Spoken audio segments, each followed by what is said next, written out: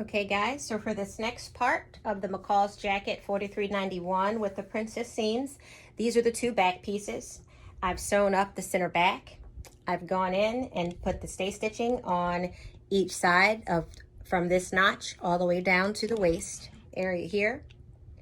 The next part of the directions state to sew the side back piece. This piece here looks just like the side front. Make sure you have those labeled properly so you're not sewing the incorrect pieces.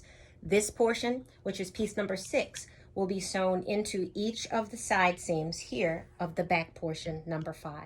So I will sew that seam up and let you see what my seams look like from the wrong side, which is what your instruction sheet is indicating over here. Okay. Okay guys, this is Larilyn with House of Akoti again. This is the next part of the series of the McCall's 4391 Princess Seam Jacket. So I have taken the side back piece, number 6, you can see here, and I have that sewn to the actual back piece, number 5. Here and here. Okay, so just to recap, we've sewn piece front, number 1, to side front, number 2, and that's how it looks from the back, that seam. And then I have piece 6, the side back, sewn to the actual center back. And these are both your center back pieces that I've sewn down the middle in case you missed the other video. This is a seam from the outside to let you see what that seam looks like. Make sure you've marked all of your notches because you want to make sure that's where everything lines up nicely.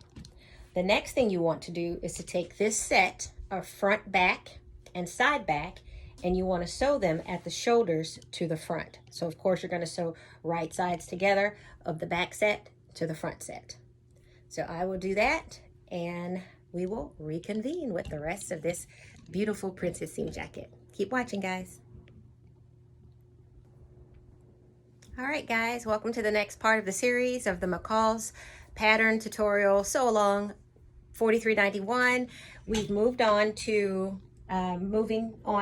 connecting the front portion to the back portion. So this is a back view of those seams. I apologize, before my seams were simply pinned, but you can actually see how those princess seams sew in nicely. You want to avoid taking your time to stitch that in to avoid those puckers. That's your center back seam. So the next step in the process of constructing this princess seam jacket is you want to sew the front to the back sections at the shoulder sections. I would try it on at this stage. You can adjust those ease gathers. If you remember from your piece number 5, it told you to ease stitch the top portions of the shoulders, so that you could actually adjust it to the measurements of your shoulder width in here. Sometimes if that sleeve cap, hangs off, it looks a little, sloppy, looks kind of homemade. And of course, we're going for a professional homemade couture look, okay? As close as we can get to it, right? All right, after we've sewn the shoulder seams front to the back, you want to move over to the side, and you want to also sew the front to the back at the side seams. And once we're done, we're over halfway there of constructing this beauty, because we're then going to move on to the sleeves. And everyone puts in their sleeves differently. This does call for a set-in sleeve, and we'll talk about that in the next part. Keep watching, guys. Like, subscribe, and share. Thank you. Hey guys, I'm back again. This is Larilyn with House of Akoti Design. I have the front to the back sewn together. You can see I've got right overlapping the front. My little markers have disappeared, so I'll have to go back to my pattern to put in where the closures are going to be. But you've got an idea of where this jacket falls on me.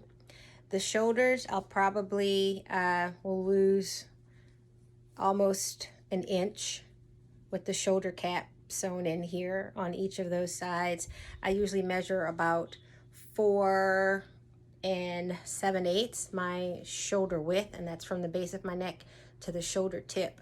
So you want to make sure you're comfortable where the jacket falls on you. That's why I like to try it on, and that's why you put those E-stitches in, so you can fix some of that as well.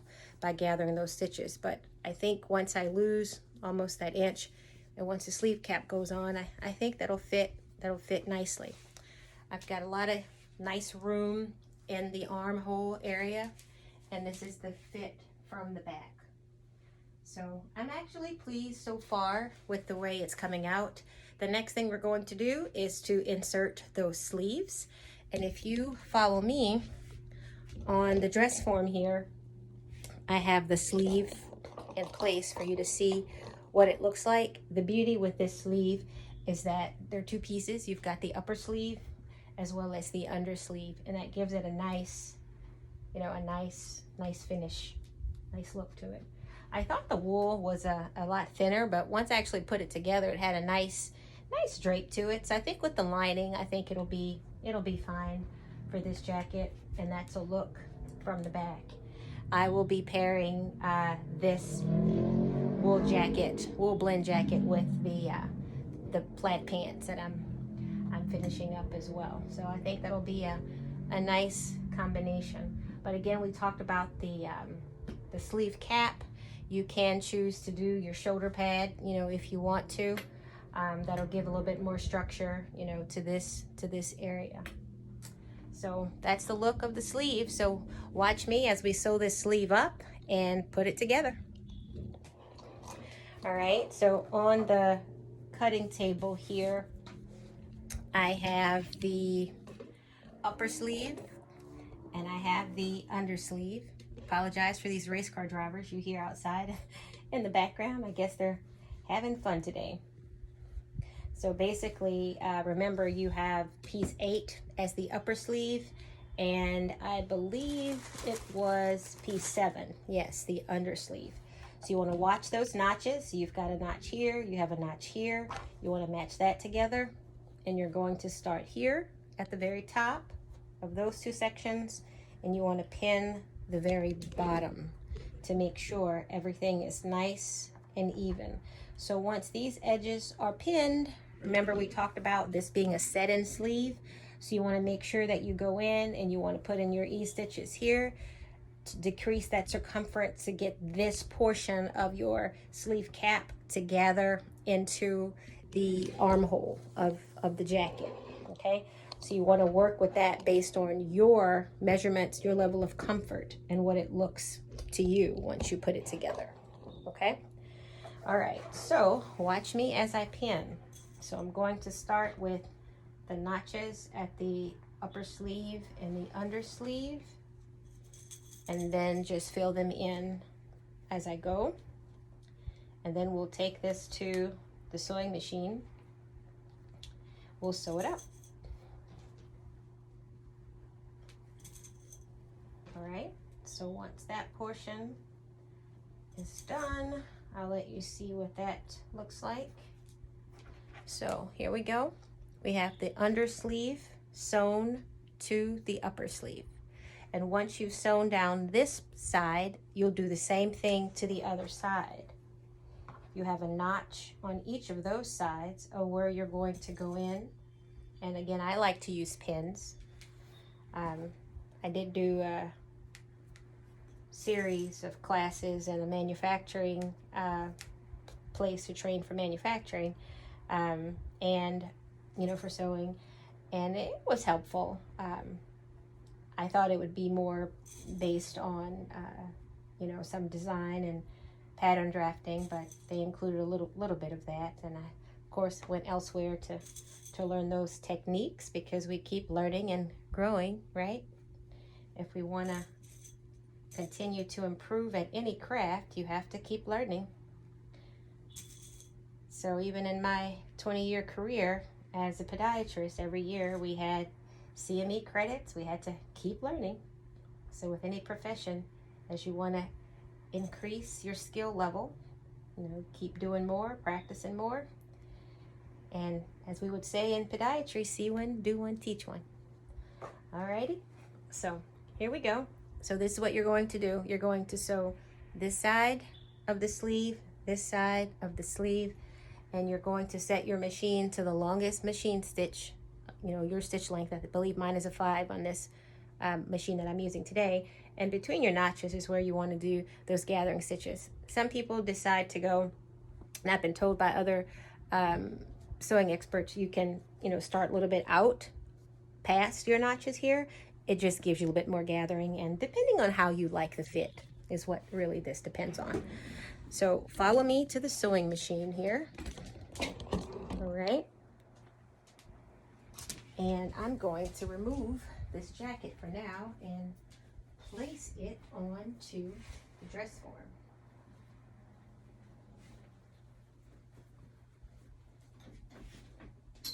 So it takes quite a while to put a jacket together, and I've opted to do this in a series of pieces. So hopefully you're able to follow me, rewind, fast forward if you need to, if it's not what you're needing at that time. That's the beauty of video lessons, video classes. I do offer the sewing lessons in person for the folks that live in the Middle Tennessee area that want to learn the skill, whether it's a beginner sewer or someone that just wants to perhaps follow my style and learn the way that I do things. So if you know anyone that's interested, they can email me at houseofakoti@gmail.com, or you can follow me on the social media handles: Instagram at House of Akoti, TikTok House of Akoti Design, and of course Facebook House of Akoti Design and Gifts. All right, so that was my little quick commercial of sewing classes, guys. All right, so here we go. I'm going to set this machine to 5. Okay, and of course you want to make sure you leave that long thread of tails when you're doing the E-stitching. And I'm going to start within that seam allowance at the notch, and I'm going to ease notch to notch. Okay. Grab my trusty scissors here, or snips. Okay, and I like to do 2 rows of those gathering stitches. I think it's just a little bit easier, and I want to go within that seam allowance for this as well. Okay, so you want to leave that long thread of tail when you're easing. Looks like I lost my thread of tail, or tail of thread. Alrighty, so let's try this again.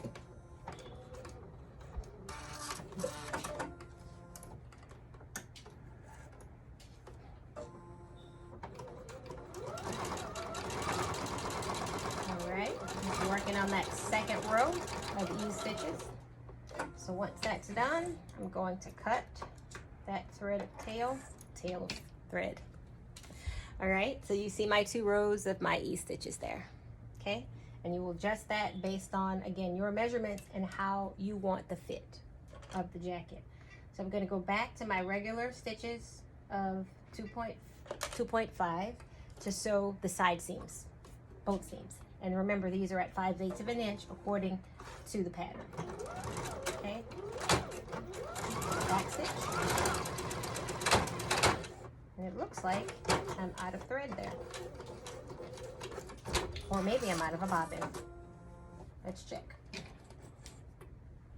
This Bernita Burnett 79 that I'm working on, it really lets you know when it's getting low. And there it is, hardly any thread left. So I probably had about maybe 30 stitches left before. So before it would just give out. All right, so for those of you that may even need a quick tutorial on threading a machine, they're all very different. So you can kind of watch me here. So I'm going to pull my thread out. I'm going to go around the bobbin here, around this area here, pull it around, and then my bobbin sits over here on this side. And I typically take my thread and just go through little hole on top of the bobbin here. Okay, I pull that through, place the bobbin back onto the bobbin winder, okay, and then push it to the right, clicks. I hold on to that thread, tail of thread, and then I hit this button here in front. You see this little green flashing light on the front of my machine there. This is what I'm going to press there. But I should be holding the thread while I'm doing that, so it's kind of hard, guys, with the video filming and doing. So let's try this again. Press that bobbin to the right, hold on to your thread of tail of thread, and press the button. All right. There we go. So now it's winding the bobbin.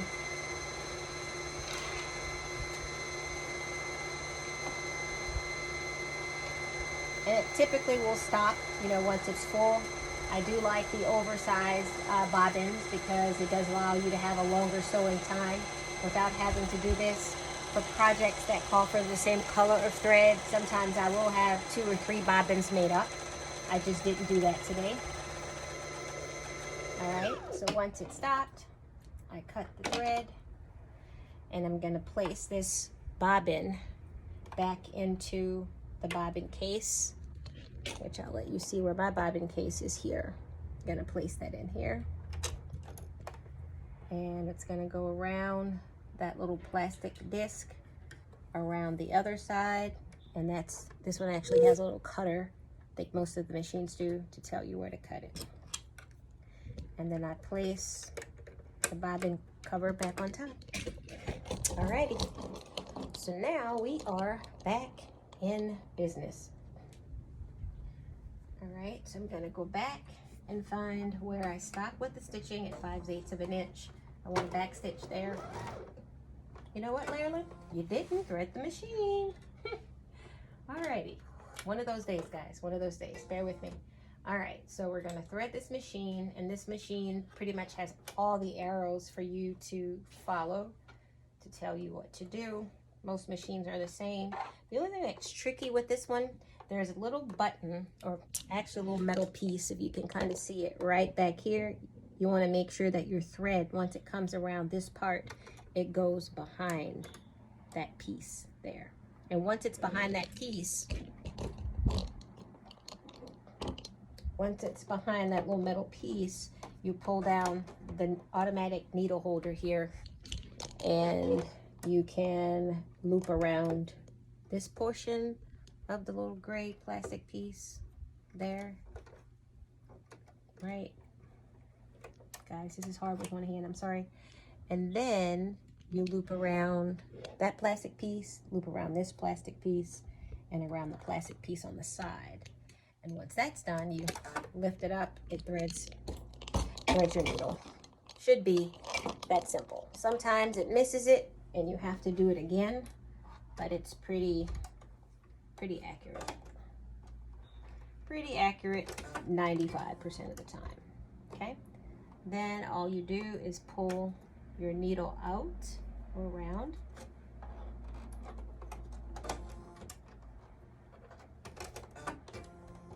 To be able to start sewing. All right, so we're good there. So backtrack, let's go back. All right, and find where we stopped stitching. We're gonna back stitch.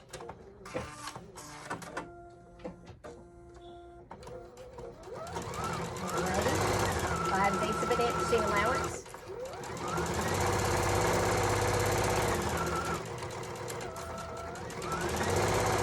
Stitching all the way to the end.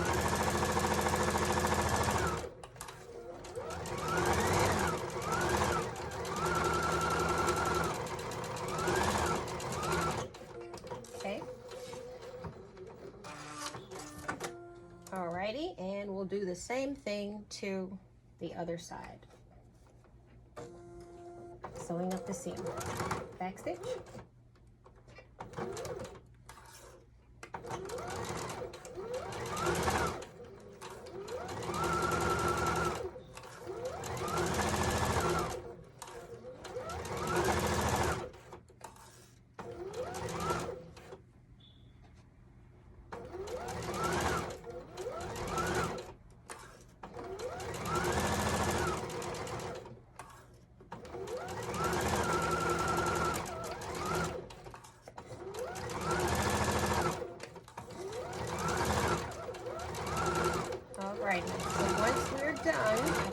notch at the end,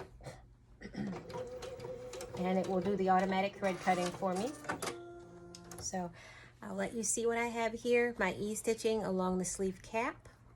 So this seam 5/8 of an inch, this seam is sewn 5/8 of an inch, and the next portion of the sleeve project, we'll go back to the cutting table here. And I apologize, this last session is a little bit longer, but to give you all the good information, it's what it takes. All right, so we're going to sew the sleeve facing. Okay, so this sleeve facing will allow the inside of the sleeve to have just a clean finish, even though it is fully lined with a lining. You know, either you're going to have to do the sewing the lining by machine, which will leave, you know, stitches along the bottom of the jacket that you'll actually see and around the sleeve cuff. There are other methods that you could turn the lining in and then stitch by hand, but with hand stitching, you know, sometimes depending on how well it's done, those can come apart. May have to be redone in the future. You can also do, you know, bias tape finishing, but again, because we're going for the couture look, right? Since we're dealing with this wool, we want to do the least number of seams as possible so that you'll see. So on the inside, basically, you'll have a nice clean finish. Okay, so that's the purpose of this sleeve facing. Okay, so according to our instructions, let's go back and peek at those once more. It's saying to pin the sleeve facing to the lower edge of the sleeve and stitch it once that's done, once we've sewn this side together. Okay, you should have a notch on here. You can kind of see my little notch right there. Make sure you've marked that and make sure you've done all the transfer of any other markings that you'll need. Okay, so I'm gonna go in and do 5/8 of an inch for the sleeve facing really quick. Make sure you back stitch.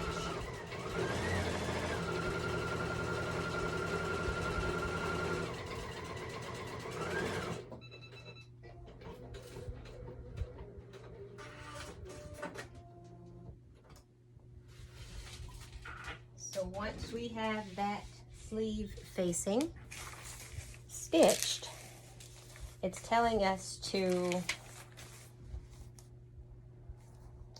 together pin sleeve facing to the lower edge of the sleeve. So we're going to take our sleeve and we're going to turn it right side out. And as we're turning it right side out, we have our under sleeve seam. So what I sometimes do is I find my notches. I find that you have this outside notch and outside notch and the center notch, because with the one notch pattern, that extra little notch in the front indicates it's for the, you know, that right sleeve, for the front part of the sleeve is what I'm saying.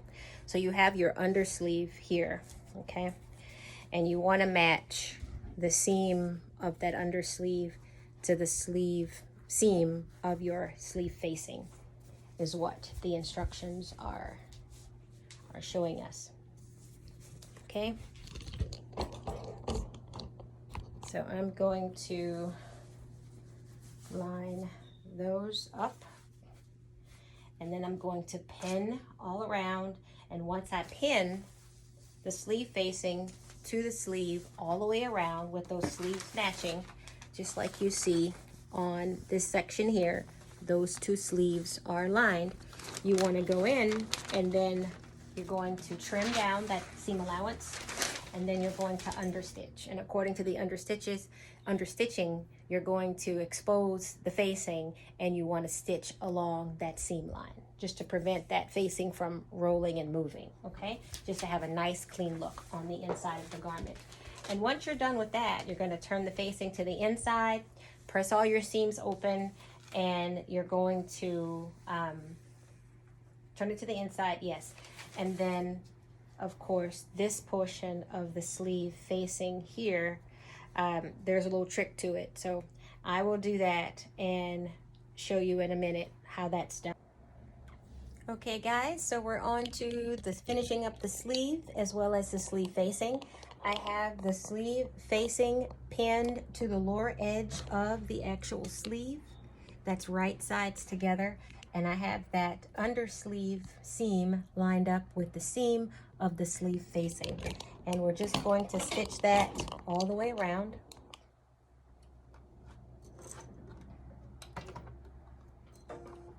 At 5/8 of an inch.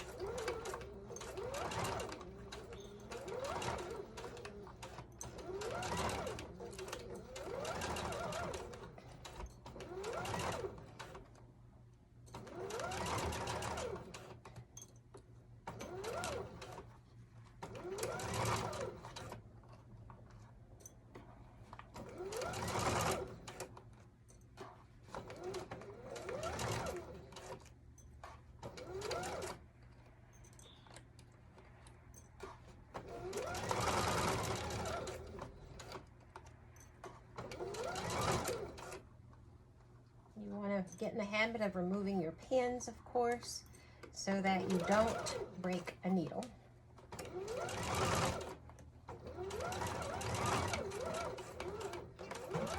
Okay, so once that's done, we turn everything out. Okay, you want to check, make sure that there are, no puckers around what you've sewn. And then what it calls for is the understitching. So to be able to understitch, the simplest thing to do is to turn that facing out so that you could actually see it. First, that extra seam allowance you have to trim off that you've just stitched. And then you're going to take that facing and basically open it out. And once the facing is opened out, you're going to have something that looks like this. So this is the sleeve here. This is the sleeve facing here. And this is the portion that you want to do your understitching close to the seam to prevent that facing from rolling out. Okay, and you're going to do that not at a 5/8 of an inch seam allowance, but you're going to do it very close to the seam, okay, to hold that facing in place inside of the sleeve. Okay, so we'll do that and then we'll continue. All right guys, so here you can see I have the sleeve facing opened. This is the sleeve. The sleeve facing is on the inside of the sleeve, and I've exposed the seam allowances of the sleeve facing that I have opened here. And this is where I'm going to do the understitching all the way around to help to keep the sleeve facing in place from moving. Okay, so all the way around, not at your regular seam allowance, but just close to that seam. Okay, then you're going to turn everything inside out, give it a good press, then you'll set these sleeves inside of the jacket so that this is just kind of hanging there, but you can kind of see from a distance. You want to judge how you want the sleeve cap to fit. This is not sewn in, it's just to let you know it's hanging there to get an idea of the adjustments that are still needed. Okay, so I'll be back in a minute. I'll put everything together for the jacket, set the sleeves in, and we'll see what everything looks like and move forward to that lining. Keep watching. Like and subscribe and share. Bye.